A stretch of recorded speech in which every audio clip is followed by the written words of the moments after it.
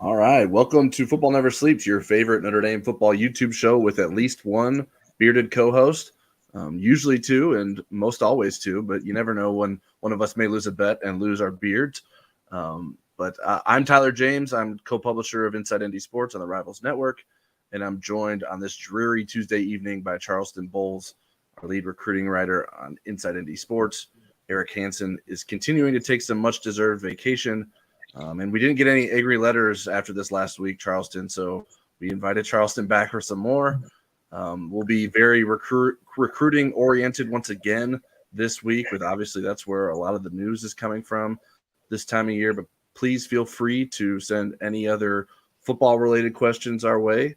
We'll answer as many questions as we can sprinkled throughout the show, and try to get to as many sort of football related topics as we can. Also, we'll touch a little bit on Jack Swarbrick and his successor, Pete Pavatka, at the end of the show. But we appreciate everyone who's tuning in, as always.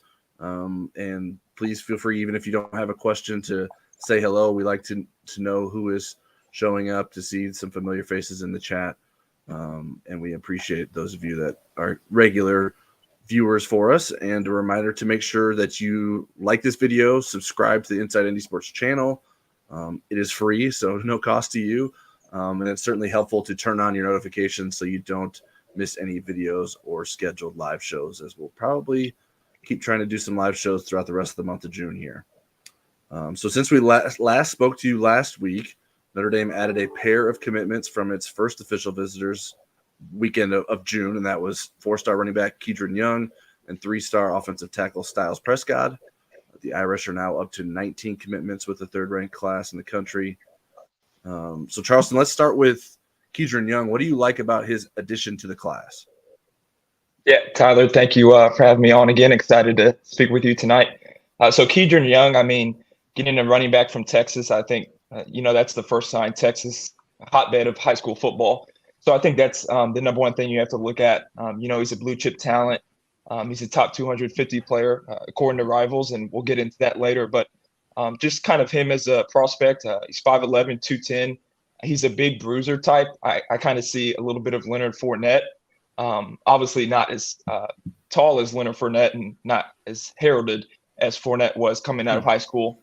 But he has that running style. He's not afraid to run in between the tackles. He welcomes contact.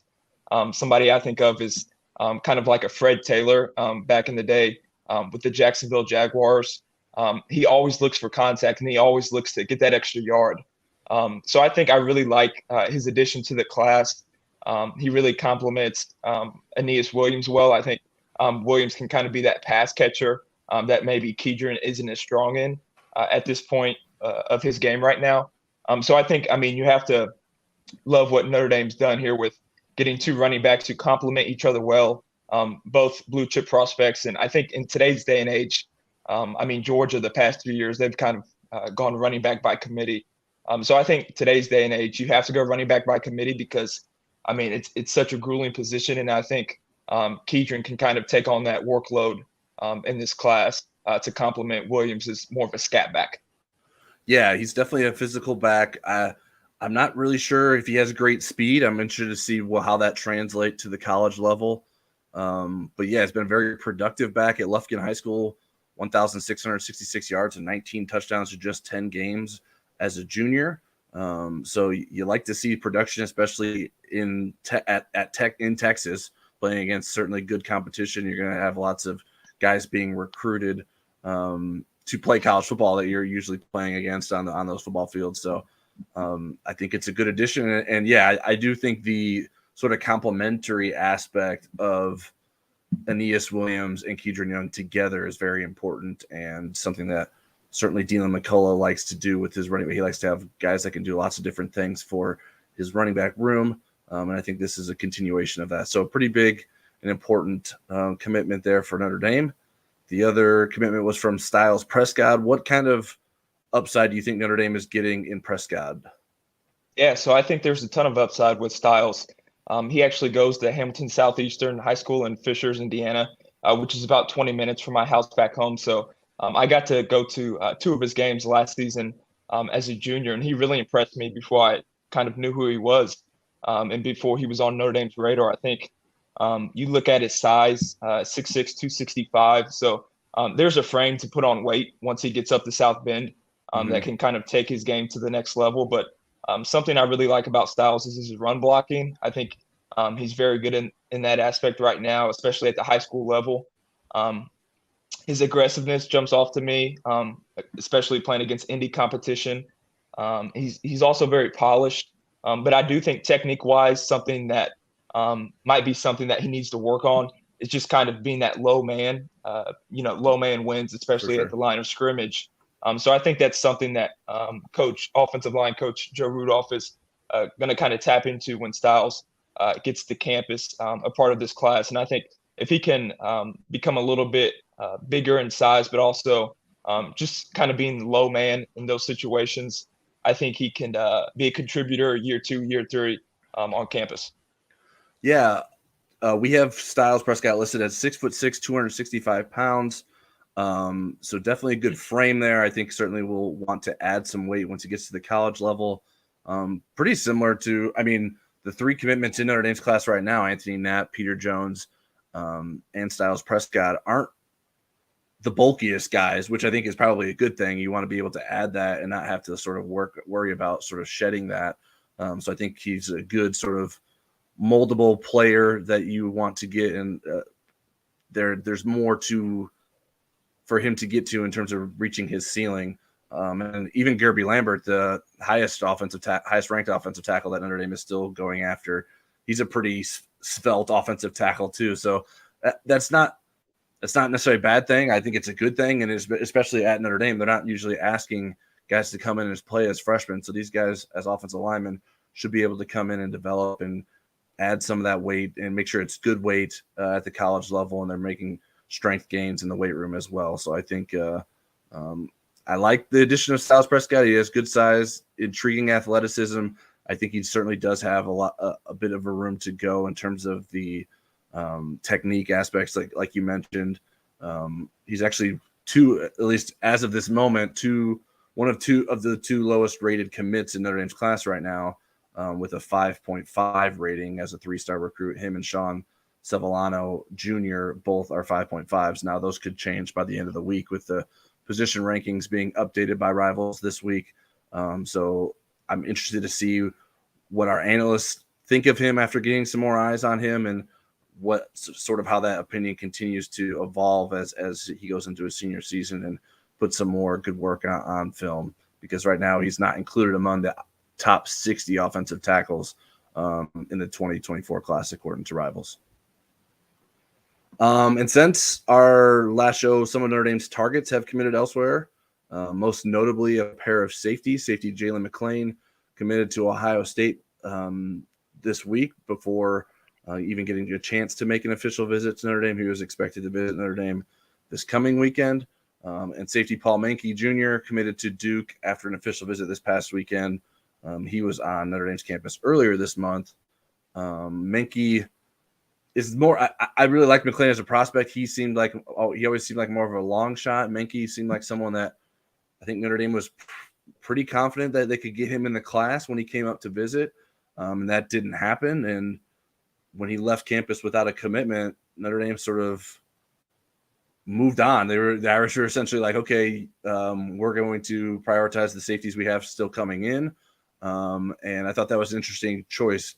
Charleston, what do you think of that decision? Do you think that was wise, or should Notre Dame have kept pushing for him? Yeah, I know this time last week, I said Notre Dame was going to go 4 for 4 with the guys who came on campus the first official visit weekend. And, after our show last week, I ended up getting on the phone with Menke Jr. And when he told me that he still had plans to officially visit Duke, I kind of saw that, okay, maybe he might not be in Notre Dame's class, because we know with head coach Marcus Freeman, once he took this job, they like to lock their recruits down and kind of get that commitment, something that, Clemson has done very well under Dabo Swinney. And I think personally, it's all what you prefer. With this staff, they want to lock guys up. I don't think it was wise just because of how the safety board looks like right now, especially with McClain's commitment to Ohio State last night.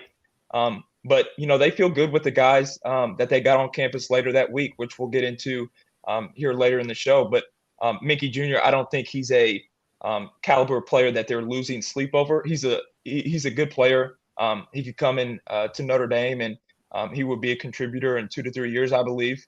But I think they're probably not going to lose a ton of sleep over losing him. And I think, as you hit on, after he kind of left campus, left South Bend without a commitment, I think they probably knew that, okay, we have to start putting in more effort into the guys that we have visiting in a couple days, which I believe they did. And they're in good standing for those guys that we'll get to in a minute. So I think Mickey Jr., I just think you have to accept defeat in this one and kind of move on to the targets you have higher on your board.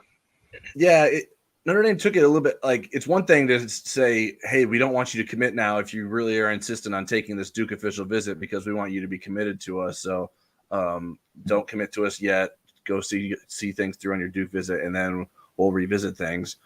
Notre Dame maybe took it a little bit further than that from my understanding. It was like, okay, if you want to go ahead and do that, we're probably not going to have room for you.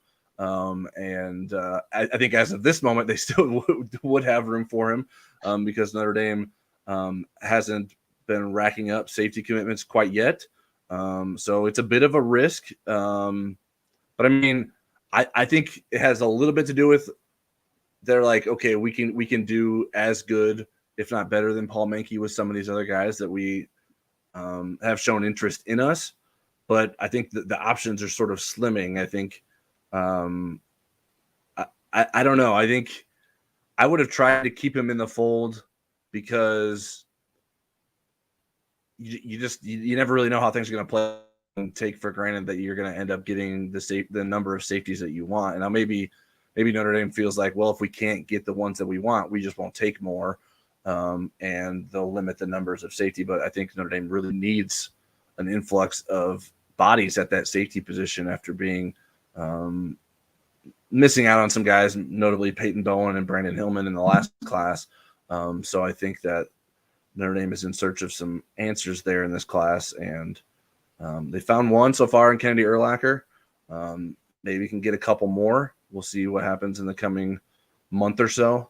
But I think it could have caused an uncomfortable situation with the upcoming visitors if Notre Dame sort of continued to recruit Mankey. But I think that's how you have to handle things. I think if everything is equal with the talent in your eyes, it's sort of a first come first served basis when it comes to those commitments. So it doesn't really matter now. Mankey is a Duke commit. Maybe if Notre Dame strikes out with the other guys, they try to revisit that. I would be a little bit surprised if that happened.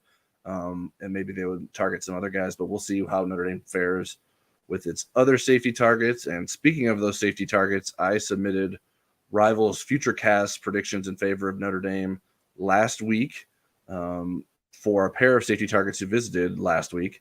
Bronte Johnson, an in-state athlete out of Fort Wayne, and Davis Andrews, a 3-star athlete out of Utah. Charleston, this isn't a setup. How confident are you in my picks? Yeah, let me start with Bronte Johnson, in-state from Fort Wayne, as you touched on. I think this pick is probably spot on at the moment. I think I'm really confident in Notre Dame's chances to land Johnson. Obviously, he announced last weekend he's committing later this month, so a decision is imminent. And I think his last official visit being to Notre Dame is something that you should really look at when it comes to this decision. I think Coach Freeman made a really good impression on Bronte Johnson. Coach O'Leary has plans for him. He's willing to play safety. You don't see that a lot with guys who have played wide receiver and kind of have that acclaim as a wide receiver on the offensive side of the ball. Mm-hmm. But he's willing. I think he's willing to play safety because he loves Notre Dame that much. It's a dream school. So I'm really confident in that pick with Johnson to start off. And I think he'll be in Notre Dame class here shortly. And then for Davis Andrews, I'm a little bit less confident, but I do think Notre Dame is the leader. I've always had kind of a sneaky school in this recruitment, UCLA. I just have a feeling that they might have a chance to land Andrews. But I think this is another guy that Coach Freeman, really resonated with. Coach O'Leary, they built a good relationship. He visited for the Blue Gold game, as we touched on last week, and he made it an effort to come back in June for that official visit when, he didn't have to. He has schools like Utah and UCLA out west, and I think it's something notable that he's coming all the way for his standards out to Indiana to take that official visit. And Notre Dame is going to allow him to take that mission trip, so he'll be a part of the 2026 class if he does commit. But I do think that prediction has merit as well, and I think both of those guys do end up in Notre Dame's class. So I think you're on the right track with those two picks. Yeah, I'm in agreement with you in terms of the confidence level. I would put my confidence level in Johnson higher than my confidence level in Andrews, just because he just visited Utah this past weekend and plans to visit BYU. Those are in-state schools. He's a member of the Mormon Church. He plans to take a mission. So those schools are certainly used to that with their student athletes. Notre Dame has done that too, and Notre Dame has talked through that with him. And so he's comfortable with that opportunity at Notre Dame. So that gave me enough confidence in submitting the future cast for Notre Dame. But I feel a little with more certainty, especially after this past weekend when Bronte Johnson announced that he plans to make his decision on the 24th. We learned that he did not make his planned official visit to Purdue this past weekend. He was actually down in Indianapolis playing in an all-star game that you attended the later game of. It's too bad he didn't get down there early enough to see Bronte, but I don't know that we had any idea that's where he would be. I think some people still thought he might end up at Purdue over the weekend. So I think Notre Dame's in a good spot there. But besides Purdue, who Bronte himself told me that he was at least still considering visiting Purdue before making his decision. So we'll see if that happens. But Illinois and Michigan State are some of the other contenders there. But I really do like where Notre Dame's at as a regular host of him. I know there was a bit of a quiet streak there this year in terms of his recruitment at Notre Dame, but it's ramped back up, and it looks like he could end up being Irish by the end of the month, which would be a pretty big get for Notre Dame. I like you mentioned, he's a wide receiver that most schools have recruiting as a wide receiver. Last season, he had 69 catches for 1,081 yards and 16 touchdowns, 6'3", 175 pounds on a Fort Wayne North side. So he certainly has prowess on the offensive side of the ball, but Notre Dame likes his athleticism and ability and potential to make plays as a safety, and Rivals right now ranks him as the number 4 athlete in the class and number 58 overall. So that would be what would equate to Notre Dame's 4th Rivals 100 commitment in the class if he joins it. So we'll see if Notre Dame can get him on board later this month.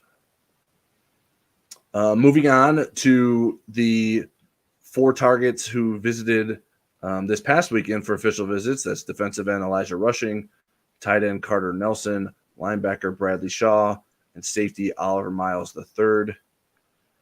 Charleston, coming out of the weekend, we've been able to talk to people. We've been able to talk to recruits themselves. Who do you feel best about Notre Dame's chances of landing? And do you think Notre Dame will get one or more commitments from that group? Yeah, before the weekend, I really didn't expect to say this name, but I'm going to go with Bradley Shaw, linebacker from down south. I think Notre Dame made a really good impression this past weekend on not only Shaw, but his entire family. I think they created that kind of home environment that is going to be needed for Notre Dame to get a prospect out of the South, out of SEC country. And I think, when you turn on the tape, I hadn't really dove too much into him, but as an inside linebacker, which Notre Dame is kind of targeting him as, he's a thumper. He's exactly what I think defensive coordinator Al Golden would want, kind of inside to help run support. And I just think that Notre Dame made a really good impression on him. And especially they kind of let Chris Cole, linebacker from Virginia, explore other options. And I think that's because Notre Dame sees Shaw as a better fit. And they also just like their chances more with him, especially his recruitment has been a little bit quiet for a guy with, offers from Arkansas, Alabama, and Auburn. So I think Notre Dame saw an opportunity to kind of jump in and take the lead. And I think they did that this weekend. And then 2 other guys I want to touch on, Carter Nelson and Oliver Miles III. I think those 2 are names to watch. Carter Nelson, I mean, he's a big time tight end who pretty much has all the schools that need tight ends chasing him. And he connected really well with CJ Card and Cam Williams, two Notre Dame commits this past weekend. And I know you've told our message board that, he's reposting Instagram stories of Notre Dame commits and photo shoots. So I think he connected really well with the class. And I believe he connected really well with offensive coordinator and tight ends coach Jared Parker. And I just think him being a dynamic tight end, I mean, that's what Notre Dame is used to. And I think that's something to watch for in his recruitment moving forward. I think a decision might be made this summer after his official visits wrap up. And then Oliver Miles III, I talked to this morning, and his recruitment is a little bit odd. Notre Dame jumped in kind of late, but he visited for the Blue Gold game and came back this weekend and really enjoyed his time. He's another one that, really valued the connections he made with the commits and the recruits and Coach O'Leary, Coach Freeman. He brought his family along, and, he said he loved the campus, loved the atmosphere, could see himself being successful. But kind of the opposite of Mickey Jr., well, a little bit of the same of Mickey Jr., but Miles III isn't, rushing to make a decision. He's set to visit Texas Tech this weekend, and then he's probably aiming for a mid-July commitment. So we've talked about, Notre Dame might be first come, first serve in terms of safety commits. And I think Miles III would like to join the class, but I don't think he's in a rush to kind of make a decision with Stanford and Texas Tech kind of right there at the top along with Notre Dame. But I think the floor for this past weekend is 1, and then the ceiling is getting Miles III, Nelson, and Shaw. Yeah, I think you've laid that out pretty well there. Texas Tech is definitely a serious contender for Miles. I know I don't know that we're used to necessarily thinking about Texas Tech in those terms, in terms of Notre Dame recruitments as being legit competitors with Notre Dame, but Texas Tech has been recruiting well, has really established some connections in the state with a former high school coach in the state leading that program. And I think that Oliver Miles is giving the Red Raiders some serious consideration. So I wasn't surprised that he wasn't ready to pull the trigger on a commitment to Notre Dame before making that visit, because it always sort of seemed like he was going to give Texas Tech a serious chance as well. The one name you didn't mention is Elijah Rushing. That was someone that we heard feedback that it didn't seem very likely that he would end up in Notre Dame's class, and that aligned with what I had been hearing for a few months now. He was never someone that I felt very strongly about, or people I talked to felt very strongly about, that would end up in Notre Dame's class. And I think there was even maybe a couple months ago some doubts of whether or not he would actually make an official visit. But he did follow through with that official visit. There was maybe some thought like, okay, maybe Notre Dame has a legit chance here, but I don't think that Notre Dame's going to get him. I think Oregon, who hosts him next later this week, is probably the favorite. I think Arizona is certainly a dark horse there as the hometown team, where his brother is also in the program. UCLA, Tennessee, you're talking about some programs that are pretty blatantly connected with some NIL monies, to say the least. So I think that is something that may be playing a role in Elijah Rushing's recruitment. And we don't necessarily tend to see Notre Dame win out a lot of recruitments where that is going to play a very big role. Not that there's not NIL opportunities at Notre Dame, but Notre Dame is certainly handling it differently than some other schools are in terms of what could be considered sort of upfront offers or pay-for-play schemes, which might not necessarily be legal, but there's no one enforcing the laws at this point. So I don't think that Notre Dame's chances there are good. I've been going back and forth on who I think is the most likely of that group to commit. Shaw, I'm not ready to say he will yet. This was definitely a step in the right direction, and made me think that it was a possibility. I sort of hadn't really considered it as much of a possibility coming into this visit, but the feedback that I received and talking to Bradley Shaw, I think it is real, and I shared his future visit plans with our subscribers on Inside Indy Sports, which was a little surprising. It's even one team that I hadn't heard reported him connected to, so that was a bit interesting. But obviously the in-state schools, Alabama and Auburn, being contenders there. I'm interested to see how much Alabama is actually pushing for him. I think Auburn really wants him, at least from what I've been hearing. So we'll see if Notre Dame can pull him out of Alabama. Notre Dame certainly doesn't go into Alabama a lot, but there's an opportunity for Notre Dame to be able to do that. So we'll see how things progress forward. But it certainly was a positive step forward for Notre Dame, even though there weren't none of those guys coming out of this visit weekend have sort of said, hey, I'm going to announce a decision. And usually if that happens right after a visit, then maybe things are going Notre Dame's way. But speaking of commitments, Frank Serra submitted a question. It seems that the commitment boom so far for June is a bust. Do you agree? I wouldn't say I fully agree, but I do think some of these guys that you've had on campus, especially the higher end targets, you would like to get them to commit. As you said, you would like to get them to kind of announce that, hey, I'm committing this Tuesday, this Wednesday, this Friday, at that following week. I think that's something, Notre Dame wants to compete at the highest level. They want to have a top 5 recruiting class. Their class sits number 2 right now in the Rivals team rankings, but that won't stay.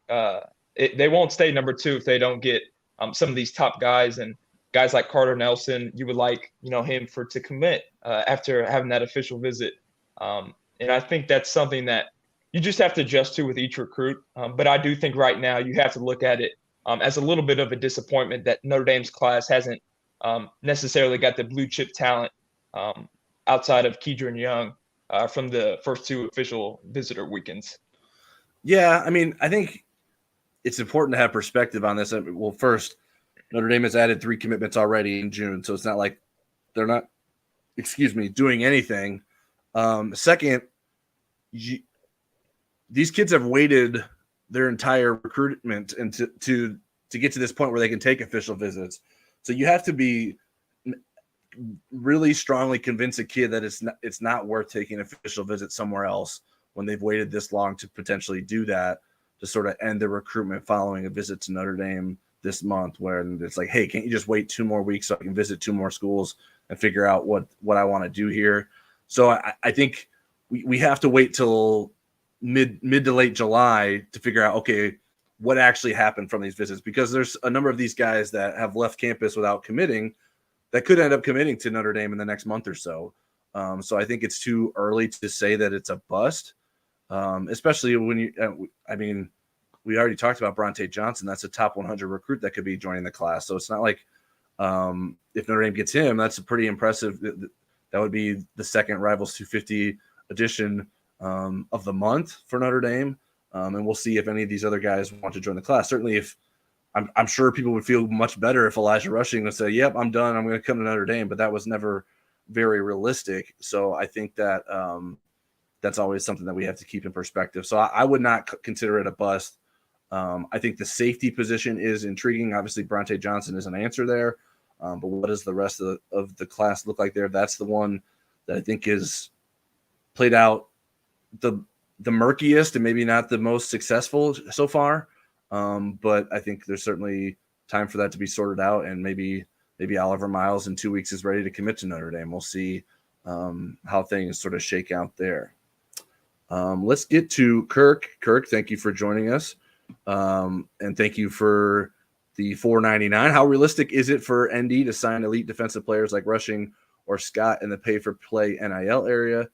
It doesn't seem very realistic to me. Yeah, I think that has to do with the recruit. I mean, kind of the background he comes from, just kind of the person he is. I know when I spoke with Justin Scott earlier last month in May, I mean, he brought up NIL, but he talked about kind of creating generational wealth, kind of money that he can get later on in the pros, and that's why he's looking at Notre Dame, because the development aspect and the family aspect. And then a guy like Rushing, I mean, like you said, if you look at his final schools, you got Oregon, you got Arizona, you got Tennessee. Those are very NIL-friendly schools that we've seen kind of boom in the NIL era since that started in the summer of 2021. So I think it just depends on the player. And a lot of the players do happen to be the 4 or 5-star guys, which we could expect. So I think Notre Dame just has to rely on making personal connections and selling their development. And, Notre Dame, you can get NIL at Notre Dame. It's just not as flamboyant as it would be at some other schools. So I think it's borderline realistic for some guys that Notre Dame believes, matches their character and their program and their culture. And they can really kind of sell them on the relationship aspect. But I do think Notre Dame will probably lose out on 4- and 5-star recruits that are kind of searching for that NIL, especially this early on in NIL when people are still trying to figure it out and so forth. So I think it's give or take with each recruit. Yeah, I like to remind people this isn't exactly new in college football recruiting. Like there were under the table payments that were being made for a long time in recruiting both at college football and college basketball levels.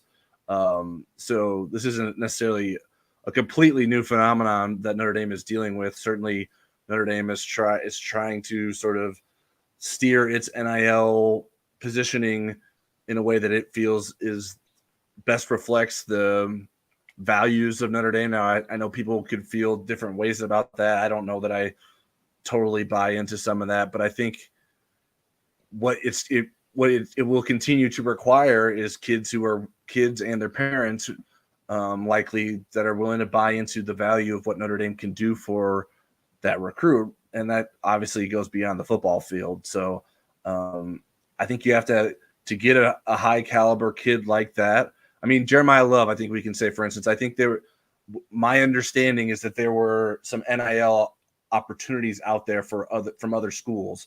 And he turned those down to come to Notre Dame, and Jeremiah and his family valued what Notre Dame could do for him. They were aware of the possibilities of the NIL program that Notre Dame does have, and that the Fund Collective has in connection to Notre Dame, and the opportunities that come with just being a successful college football player at Notre Dame with the spotlight that comes with that. So Notre Dame's just sort of pitching it in a different way. I think certainly these big pay-for-play schemes that we hear reported about are enticing. I'm curious to see like how many of those deals actually follow through. Like, how much of these numbers that we're hearing are just funny money, and like how many of those kids are actually going to see the amount of money that is being allegedly promised to them in some of these communications with collectives. I'm very curious to see how that goes. So Notre Dame is certainly avoiding that. And what you see is sort of what you get from Notre Dame's perspective on the NIL front, and where things go from there. I think there's much more trust in what Notre Dame is selling from that standpoint than maybe what some other schools are. But some people will see the dollar figures, and it will be hard to turn down. So I think it's always going to depend on a number of different factors, and they always come back to like what does the kid value, what does the kid's family value in terms of the college decision they're making, because it is a different decision to come to Notre Dame than it is to go to Georgia or Alabama. Those aren't the same decisions. Yeah, and just to follow up on Kirk's question real quick. Go back 2 years ago, Texas A&M's 2022 recruiting class. Notre Dame wants to avoid something like that where they sell NIL big to a lot of big-time recruits, and a year later the class is kind of dissolved and players have transferred or just gone to different schools. I don't think Notre Dame wants to dip their toe in that. They want to find guys that match their culture, their identity, and I think NIL won't play a big part in that if that's kind of a make or break for a kid. Yeah, and Notre Dame can't really survive that because of the transfer policy that Notre Dame has and the difficulties it has in getting undergraduate transfers. It can't afford to lose like 10 freshmen after just 1 year, because that leaves a big hole in the roster. Then you'd have to be adding a ton in the next recruiting class. And how do you do that when everyone sees the numbers in the class? So I think all those things sort of go hand in hand in terms of Notre Dame's sort of process of handling NIL right now. All right, I want to get to this question from 729 Beauty. Hey guys, I'm curious, what seems to be the most important part or opportunities for the recruits? Yeah, so a lot of recruits I've talked to, I'll just kind of focus on the 2024 class right now, since they're kind of in the home stretch of recruiting. Those guys, they want to be developed. They want to go to places where they know they can get to the next level if they aspire to get to that point. But also, I mean, you hear this all the time, but relationships. They want to know that, the coach is going to take care of them on the field, but also off the field. they want to be set up for success under the coach's guidance. And I just think they want trust from the coaching staff. They don't want, coaching staff to kind of sell them on something, get them in the class, and then kind of backstab them. I don't think anybody's looking for that. I think they want transparency. And from all the conversations I've had with different sources and recruits over the phone, Notre Dame's coaching staff is hitting it out of the park in that aspect. I think Coach Freeman comes across as one of the most transparent coaches, and something that is kind of not a deal breaker, but something that definitely sets Notre Dame apart is he was in their shoes before. He knows what it's like to have a coach, selling you on something and getting you to campus. He's been through the recruiting process. So I think relationships with coaches and just kind of that promise to be developed and know that, if you come here, we're going to take care of you. We're going to look out for you. And we're not going to kind of push you to the side. Yeah. It's funny because a lot of times in recruiting, you'll hear like, hey, choose a school, don't choose a coach, because you never know how long a coach is going to be there, whether it's the assistant coach or the head coach. Those jobs are not long-term for a lot of people.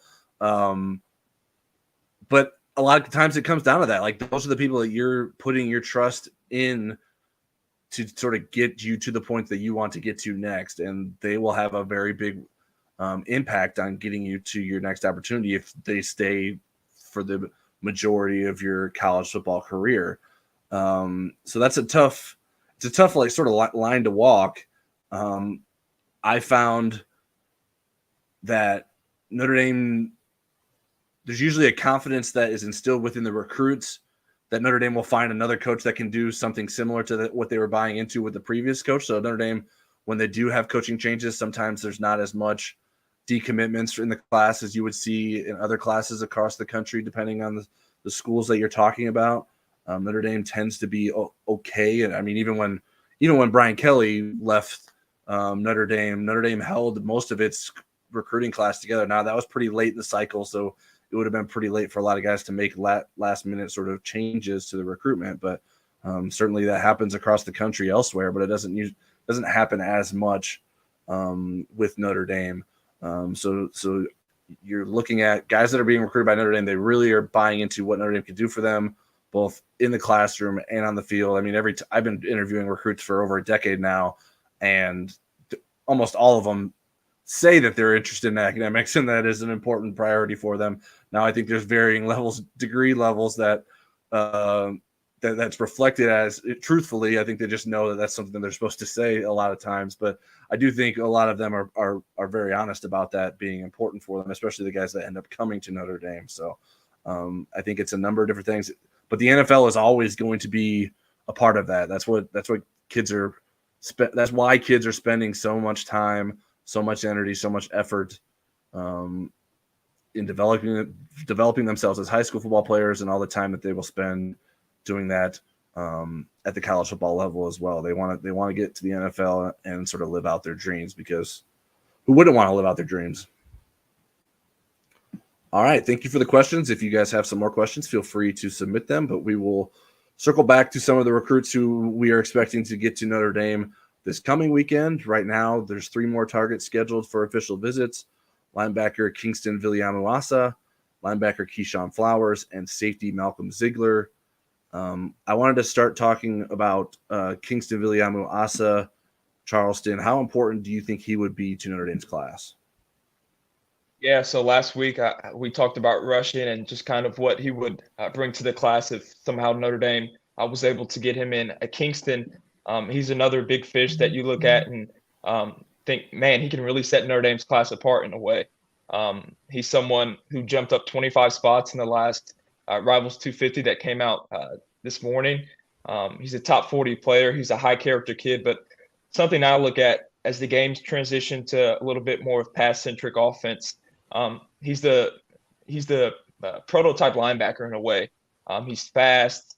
He can help in run support, but he can also drop in coverage and cover tight ends. He could even cover some slot receivers, I think, with his speed. He's very agile. He can get from sideline to sideline. So I think just from a talent level, you have to admit that, this would be the best linebacker in Notre Dame's class. And he'd arguably be the top defensive player. If him and Bronte Johnson, if Bronte were to join the fold, it would be just kind of preference. So I think Kingston would be a huge addition for this class. And when I spoke to him after the spring game, I mean, he was glowing about Coach Freeman, and he really seemed genuine about the academic opportunities at Notre Dame and kind of building his brand. But something to note, I heard his USC visit went really well. And you look at social media, he connected with Troy Polamalu, obviously a Trojan great and somebody who Kingston looked up to as a child. So I think it's going to be tough, but this weekend is kind of the weekend a lot of people have been waiting for. And I think, he would be a huge addition to this class. Yeah, he's different from rushing in that, like, Notre Dame likes the match there. Like, they see him as a Notre Dame, someone that's genuinely interested in Notre Dame and has expressed that, has shown that, and they feel confident in his serious interest about the Irish. I think it's still going to be a close call between USC, Ohio State, and Notre Dame as three final schools, but Notre Dame's absolutely obsessed with him. I can see why. You mentioned his ability to cover a lot of ground and help both as a pass defender and a run defender. He's a big-time recruit. He's on the very shortest of lists in terms of the guys at the top of the Notre Dame's remaining board. When you talk about like Justin Scott, Kingston Villa LB, and Bronte Johnson, those are probably like the three most coveted guys left. Maybe you could throw in Gerby Lambert there. Those are the guys that Notre Dame really wants to be able to add to this class. And I'm very, very interested to see how things go with this visit. The troubling part is that he's going to follow up that Notre Dame visit with an Ohio State visit. Now, I think that would be a scenario where you just like would hope and pray if you're Notre Dame that he decides, you know what, I don't need to go to Ohio State. I'm good with what you guys are offering me here at Notre Dame, and make that decision. But I don't necessarily anticipate that happening, but crazier things certainly have happened. And that will be a visit that I'm sure we'll be trying to get as much information about as the weekend goes on, because that's one of the top targets remaining for Notre Dame. Malcolm Ziegler is the safety who we mentioned is visiting. We've talked about Notre Dame's safety sort of issues. Do you think the Irish are desperate to add Ziegler to this class? Yeah, I mean, this is a guy that we've had to become familiar with pretty quick. This time last month, he wasn't even on the board. He got an offer May 16th. So he hasn't really been on the board for more than a month. But I do think at this point, while you're, have Bronte Johnson's commitment coming up, but still waiting to hear back from Andrews and kind of his timetable, I think this is a little bit of a desperate official visit weekend for him, just to kind of give a great first impression to him if you might going to need him in the class. And I think Clemson and South Carolina are two programs to watch here for Notre Dame to battle. He's kind of been a late bloomer in terms of kind of getting attention and getting offers. I mean, he just got his Clemson offer after visiting the Tigers late last month. So I do think this is a little bit of a desperate push for Ziegler, just because of how the position board is shaked out. And just kind of, with Mickey Jr. and McClain's commitments, I just think at this point you have to, show everything to Ziegler and sell him on Notre Dame. But I do think he's going to be tough to get out of South Carolina. Yeah, Ziegler is different than Menke and Miles because Notre Dame had a little bit better feel for their interest in Notre Dame because they'd been up for visits before. This will be the first time for Ziegler getting up here. He's a recent offer. So it's not like Notre Dame has a long track record with him. So I'm very intrigued to see, is it something that can turn that quickly? That can Notre Dame get him on campus once and he's like, okay, this is where I want to be.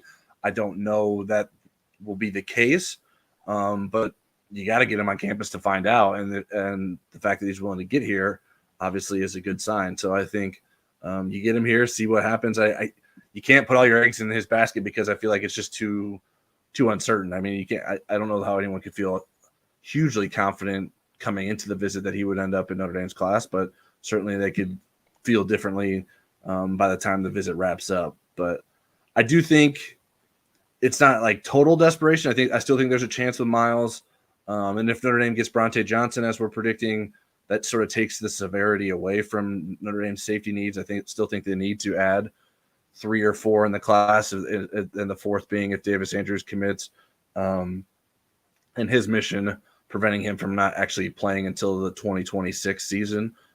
So he would still be in the class, but not necessarily impacting Notre Dame next season. So I think those are still options that are out there, but certainly I think the importance of this Malcolm Ziegler visit has intensified as the safeties have come to campus and not committed. In a different world, if one or two of those guys has already committed, Ziegler isn't even making this visit. Notre Dame would have said thank you, but we have who we want at safety. But as far as we know, as of Tuesday night of this week, the visit is still on, and Notre Dame will get a chance to impress him on his first campus visit. Quickly, before we get to this question from Evan Olson, I wanted to talk a little bit about the 2025 targets who have been on campus the last week or so. Madden Ferramo, a linebacker out of California, Blake Hebert, a quarterback out of Massachusetts, defensive end CJ May out of Alabama, cornerback Mark Zachary, out of Indianapolis, and tight end Nate Roberts of Oklahoma. Which of those guys intrigues you the most, Charleston? Yeah, so it's really close between Madden and Nate Roberts, but I'm going to go Nate Roberts just because of the tight end connection with Notre Dame. And I've had a chance to talk with Roberts earlier this spring, and he loved Notre Dame. He's one of the kind of priority 2025 tight end targets, in my opinion, for this coaching staff to land. He told me a decision could be possible before his junior season, but nothing's concrete. And he was on campus today after visiting Michigan and Ohio State earlier in the week. And I think, he's a top 50 player. He's a top 5 tight end. And I just think when you turn on the tape, he has the kind of overall makings of what you want in a tight end. He can catch the ball. He can separate from linebackers. He's a willing blocker in the run game. And I think he really struck up a good relationship with Coach Parker. And I think with him coming up to campus this summer, after visiting in the spring, that's 2 visits now before going into his junior season. I think he's somebody that fans should look out for as a possible 2025 addition to Notre Dame as things stand right now. But there's so much time left. But I do think Notre Dame is the leader of the clubhouse right now. Yeah, I really like Nate Roberts and where Notre Dame stands with him. Madden Ferramo is someone I wanted to highlight because I've heard good things both coming out of his visit to Notre Dame, and he was at the Ohio State camp last week as well, and was really impressive. He's the number 4 outside linebacker in the 2025 class, and I think he's going to be very high on Notre Dame's wish list in that 2025 class. We'll see.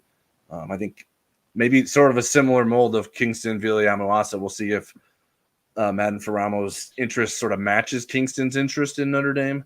But I think Notre Dame's interest in him could reach that level. Hebert is a popular quarterback. Right before we started the show, he announced that he's going to make his commitment decision on Friday, which we had to make sure that we were prepared for to talk about. As of this moment, I'd be surprised if he commits to Notre Dame, but we will see if that changes. He just visited Notre Dame on Saturday and was offered on Saturday, so that would be a pretty quick turnaround. I spoke to him yesterday. There's an interview with him, a story with him on InsideNDSports.com for our subscribers, so you can hear what he had to say and see if you're convinced that he would be a future Notre Dame commit or not.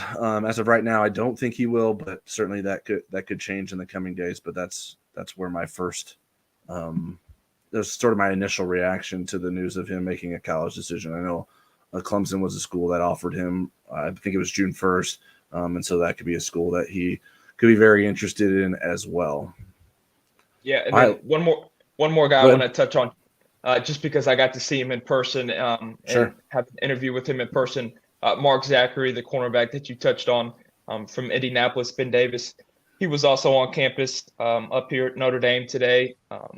He visited last season for the Clemson game, and he picked up an offer in May after working out at his school.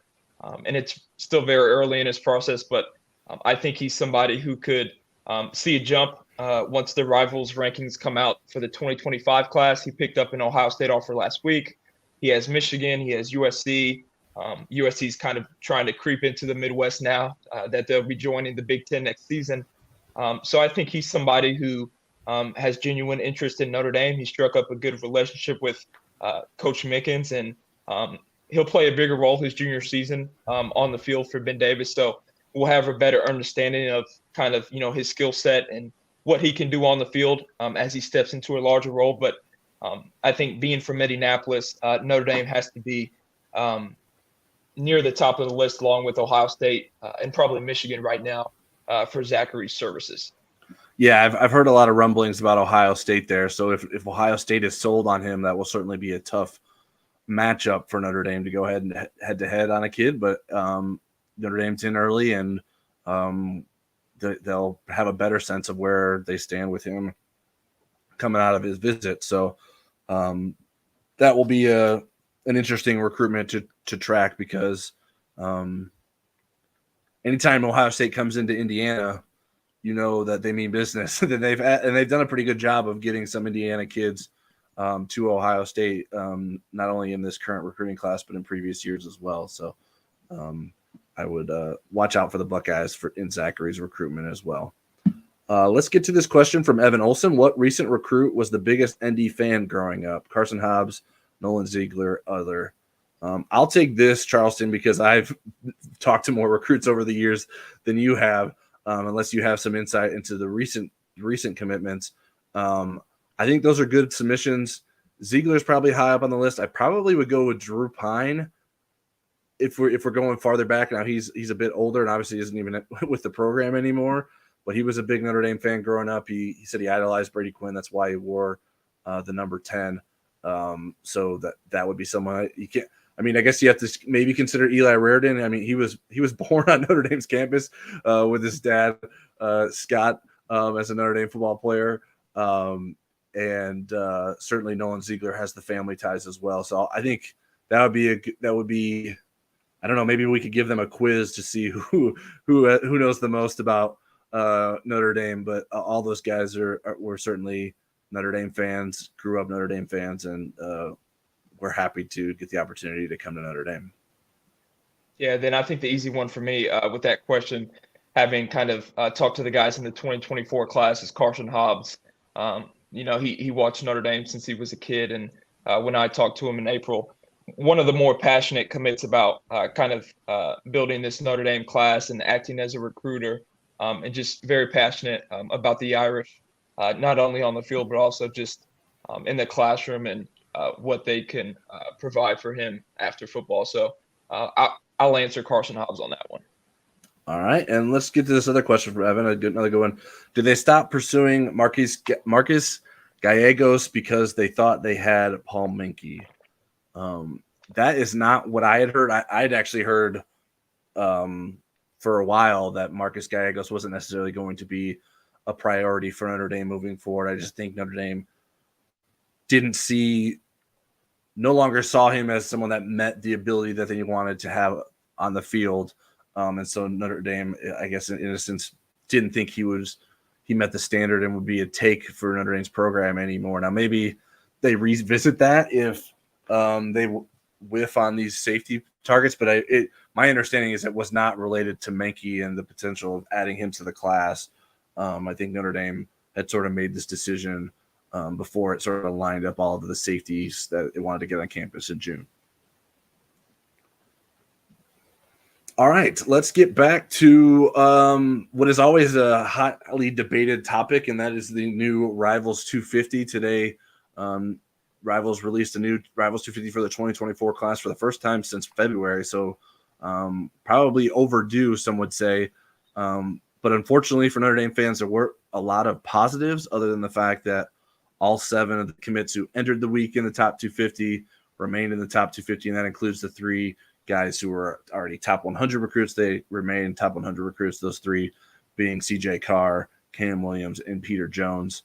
CJ Carr is still the highest ranked commit in Notre Dame's class. He is also the highest ranked 4-star recruit in the country. He's down to the number 21 overall spot.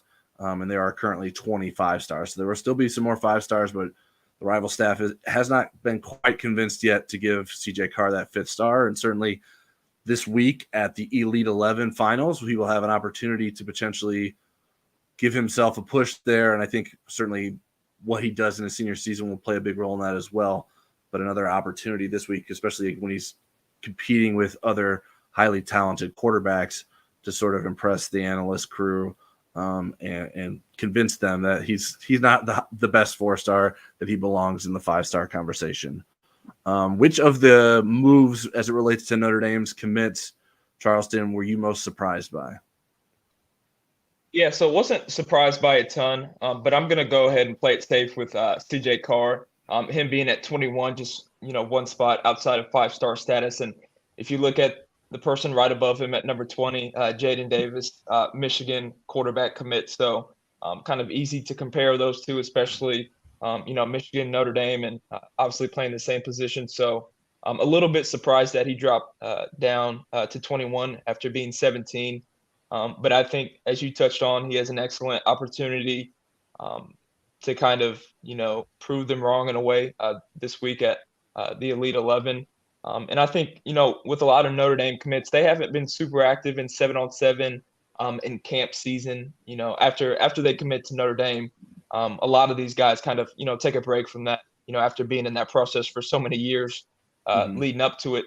But I do think CJ Carr, him being very active on the 7-on-7 scene in the spring, I do think I was a little surprised that he dropped. But, I think he has an excellent opportunity this week, with staying there as well. And obviously Dylan at number 1, I think he can, if he can upstage a little them a little bit, or kind of prove that, he's in the same conversation as them. I do think he'll be worthy of a 5-star once Rivals does increase it to 32 spots. Yeah, to me, the one that was the most surprising was Logan Thomas dropping 22 spots. I think he's a very tantalizing prospect, in my opinion. And it was even stated as such in, I believe it was Adam Gorney's story, our Rivals national recruiting director, as someone to watch in terms of getting a boost in the future.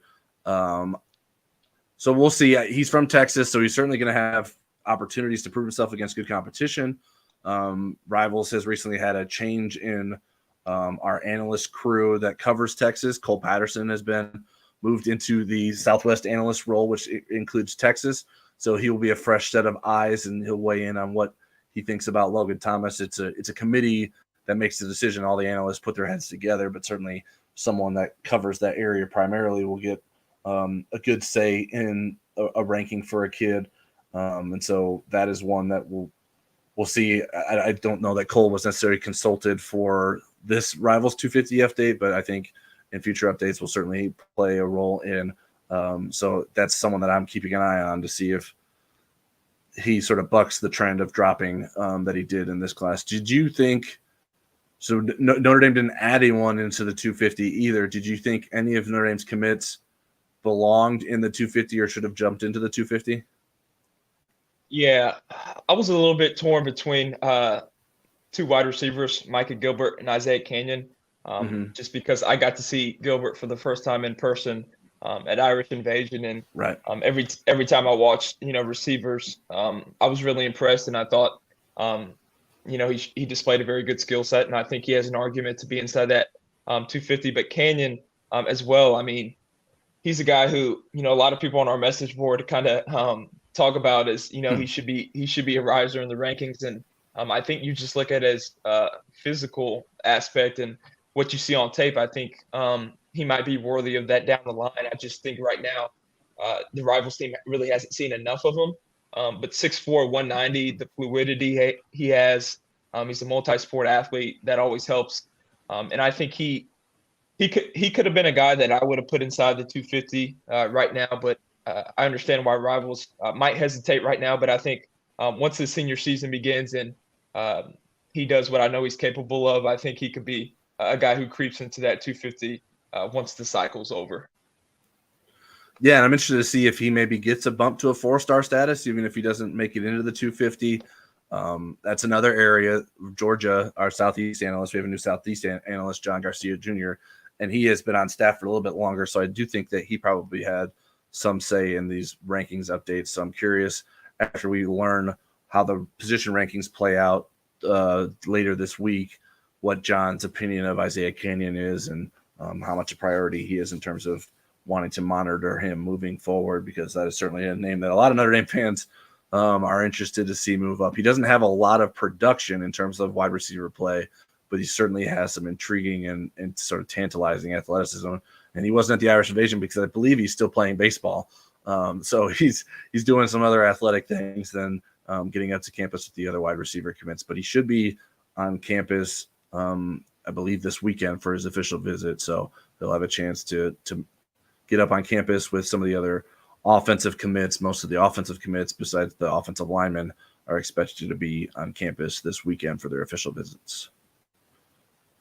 In terms of who I think would go into the 250, Bryce Young is someone I think that should be a top 250 player. I'm interested to see if we change his position at all. He's still listed as an outside linebacker. I think obviously Notre Dame is recruiting him as a defensive end. He has at least played a lot of outside linebacker in high school, so I understand that position ranking. But I think if you think about him as a defensive end, I think his ceiling and potential rises. And so I think that if we can convince our analysts to see him through that lens, that maybe he has a chance to get into that Rivals 250 because he certainly has the pedigree with his dad being a Pro Football Hall of Famer, and has a lot of potential, in my opinion, in terms of what he can become at the college level as a defensive lineman. Yeah, then one more guy I have, Bodie Cahoon. This will be kind of his second year playing full-time linebacker. So I think he'll put on some good tape, and he might be kind of a riser in the Rivals rankings once the final ones come out. Just because I think he was so accustomed to playing safety and now at linebacker, I think he'll put on some good tape as a senior, and Rivals will be impressed with his play. One season having more experience at linebacker. All right, and lastly, we'll touch on the big news of last week. That wasn't necessarily specific to football, but was certainly a big bombshell around Notre Dame, and that was the announcement that Jack Swarbrick will be stepping down as Notre Dame's athletic director in 2024 and will be replaced by NBC Sports Group chairman Pete Pavakwa, a Notre Dame graduate. So as a new member of the beat, I don't know that either of us are necessarily athletic director specialists. Jack Swarbrick is a one-time Inside ND Sports podcast guest. He joined Eric Hansen and I, and I believe Eric is hoping to sit down with Jack sometime later this month, potentially. So hopefully we can get to talk to him about his decision and what he sees the path forward on a number of different topics. But Charleston, I was curious from your perspective, what do you think of Pete Pavakwa and him being the guy named as the next athletic director for Notre Dame and what he brings to the position?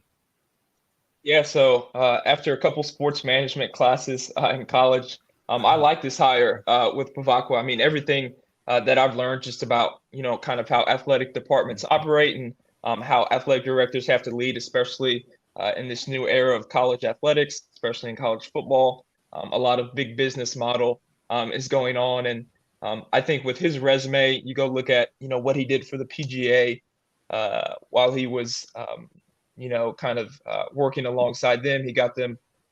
He successfully negotiated a contract with NBC while working with PGA. And I think, the elephant in the room, conference realignment's coming. The Big Ten's going to want Notre Dame. The SEC is going to want Notre Dame.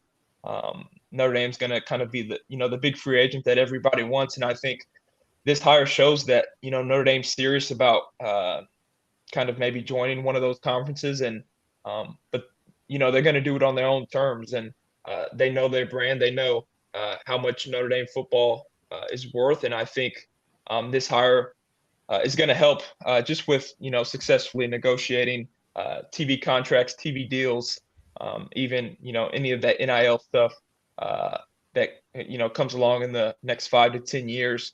I think Notre Dame's in good hands with this hire just because of his experience and where college football is going. I think it's kind of inevitable that Notre Dame is going to have to adjust a little bit. I mean, I think he's, the perfect guy when it comes to just strictly football as we see it. Yeah, excuse me. A former lawyer, a Notre Dame grad, certainly the media rights experience, both as working as the CEO of PGA of America and leading NBC Sports as his chair. He's certainly used to talking big money and moving in wealthy circles. I still think Notre Dame is going to go kicking and screaming until it has to join a conference. And so it needs, and its ability to remain independent relies heavily on its media rights deal and being able to be competitive with the other conferences in terms of what those individual teams are going to be bringing in from their conference affiliations. And then certainly the ACC viability in terms of it remaining a conference that Notre Dame can have the rest of its, or not all of it, but most of its sports as members of, because that is certainly important, because the athletic department is more than just Notre Dame football, even though the dollars may not necessarily indicate as such. I think it's an interesting hire. He certainly checks a lot of boxes, all the boxes except athletic director experience. Certainly that would be helpful, but I think the fact that he's going to be sort of shadowing Jack Swarbrick starting in July, going into next year, to taking on the role will be helpful. I think one of the questions I have is, how does he do hiring coaches? Certainly the hope is that he doesn't have to do a lot of that with Marcus Freeman recently as a new head coach, and new head coaches in recent years with Niele Ivey and Micah Shrewsbury in the basketball program. So I'd like to think, given his work, negotiations are probably a strong point. So I think he's an intriguing hire. I think it's an interesting name, and I think it makes a lot of sense that the qualities that he has and the experience that he has in his resume would lead to him becoming a Notre Dame athletic director. Yeah, and then Tyler, want to ask you, you've been here covering Notre Dame a good amount longer than me. Just want to ask you about Swarbrick's legacy and kind of his time as the athletic director, how you kind of reflect on, Notre Dame's era under his leadership. Yeah, I mean, certainly if you're the athletic director at Notre Dame for the amount of time that he has, there's going to be varying opinions about you. And he did not win a national championship. The football program did not win a national championship under his watch. Other programs did. Obviously, most recently men's lacrosse. Soccer programs have. Obviously, the fencing program is a national powerhouse. But football is the one that matters the most. That women's basketball also won a national championship under his watch. So I do think he did good things for the football program, hiring Brian Kelly after the Charlie Weiss mess that really stabilized Notre Dame's football program. I think his decision to stick with Brian Kelly following the 2016 season, even though many people thought Brian Kelly should be fired with that 4-8 record, that seemed to turn out to be the right decision, in my opinion, given that Notre Dame made 2 bursts into the college football playoff in the next 4 years after that. The Campus Crossroads project certainly is a part of his legacy, the Notre Dame Stadium renovation and bringing sort of classroom aspects to Notre Dame Stadium and sort of the VIP aspects to the stadium that were enhanced.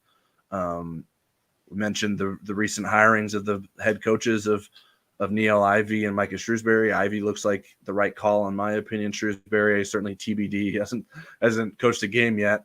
And then obviously Marcus Freeman will be a real legacy enhancer potentially for Jack Swarbrick in terms of if Jack Swarbrick nailed two football head coaching hires at Notre Dame, that's a pretty good job by him. And we'll see if Marcus Freeman can take the program to new heights.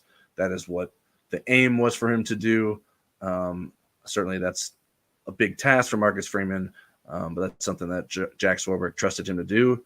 And we'll be able to watch with a little bit the stakes at a lower level for Jack Swarbrick in the future when he's no longer the athletic director for Notre Dame. All right, well, that's all we have for you this evening for Football Never Sleeps. We appreciate everyone tuning in live and watching the replay. As a reminder, make sure you are subscribed to Inside ND Sports on the YouTube channel. Please check us out at InsideNDSports.com. The Insider Lounge has all kinds of recruiting updates. Charleston and I have been talking to just about everyone who's been on campus in the last week or so. So please check us out. Consider a subscription there. We'll have some details for Father's Day gifts, so you can give a gift subscription if that is something, if you're in the market for a Father's Day gift, we'll have something for you there. So stay tuned to our Twitter accounts and our website for the details on that. And we hope to be back next week for a Football Never Sleeps. We'll maybe have an Inside ND Sports podcast between now and then, but please stay tuned. We'll make sure that we announce that both on our message board and on Twitter, so everyone knows what to expect from us. All right, have a good evening.